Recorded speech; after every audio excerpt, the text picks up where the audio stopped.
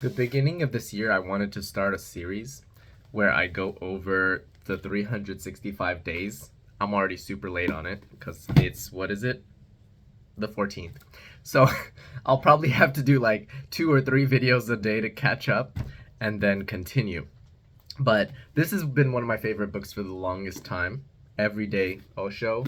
Um, I know there's a lot of like negative information about Osho online, and I think it's important to just not look at, the information that you're getting up front online, like, oh, Osho, cult leader, this, that. Um, I've done a lot of studying of Osho's work throughout my whole life, and I will advocate that his teachings have never been in any way negative or cult like in the least. It was the furthest away from cult, furthest away from trying to force you into some kind of ideology where you need to like follow a certain set of rules. His teachings were very, very, very enlightening and also very ahead of their time and very humorous. That was one of the my favorite aspects about his teachings, that they weren't boring. I could read something and he would sprinkle it with just beautiful bits of humor that were, just very flavorful, very funny, very un like unconstricted. When you look at certain religious teachings and paradigms, you notice that the teachings tend to be very rigid. There's this like strictness. Everything has to be serious. Everything has to be like, you can't joke about anything. You got to constantly watch your steps. You're walking on eggshells.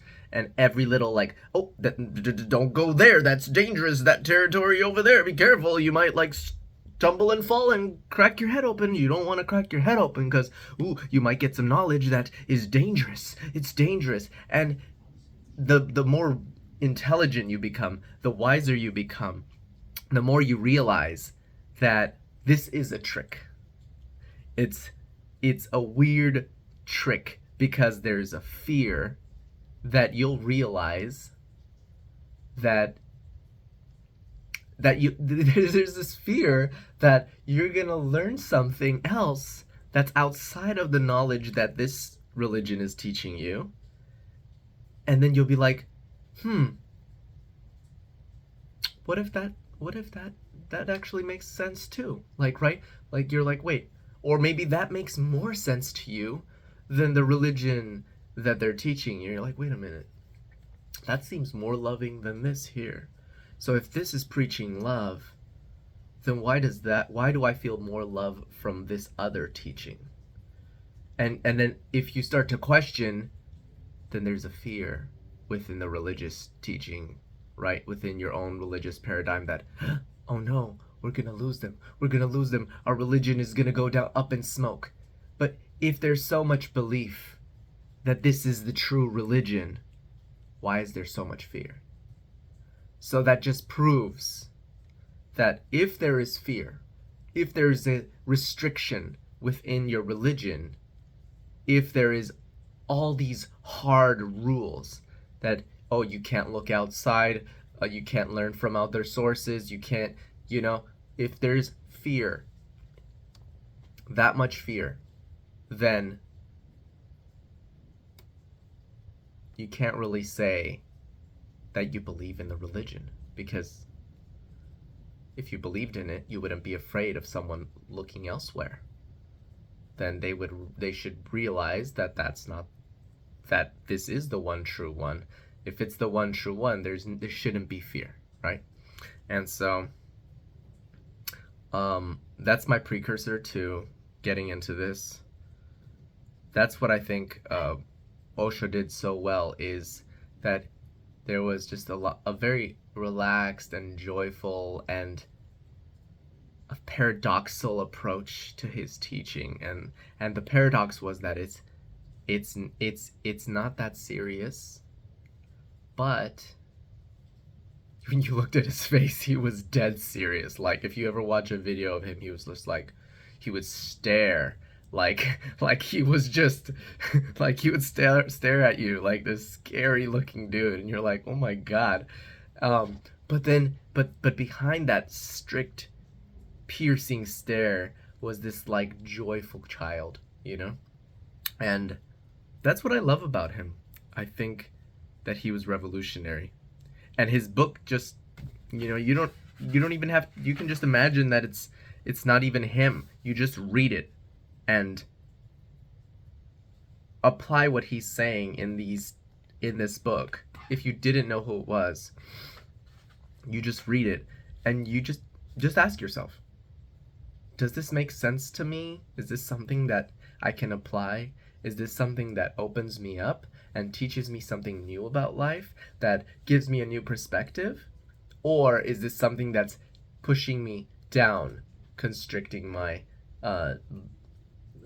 knowledge, constricting my awareness, pushing me more into fear? So there's these two questions you got to ask yourself whenever you're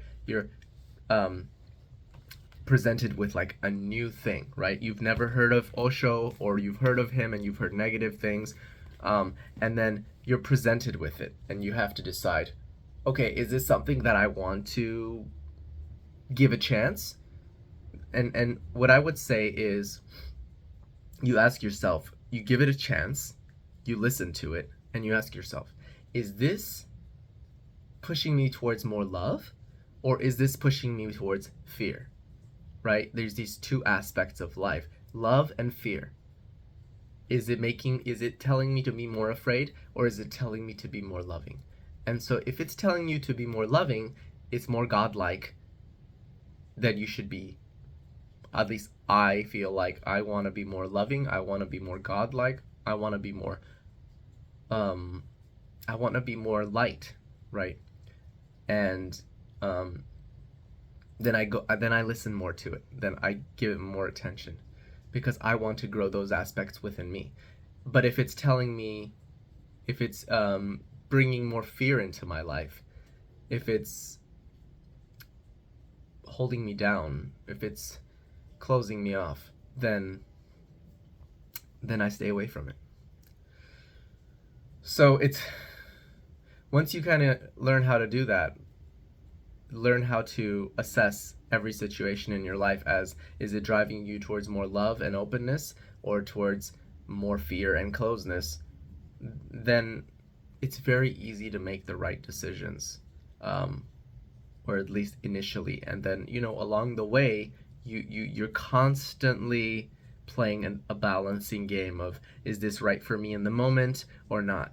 So that's my 2 cents on whether or not you should be listening to these. I hope that helps. And then next video will be on the first episode. So stay tuned.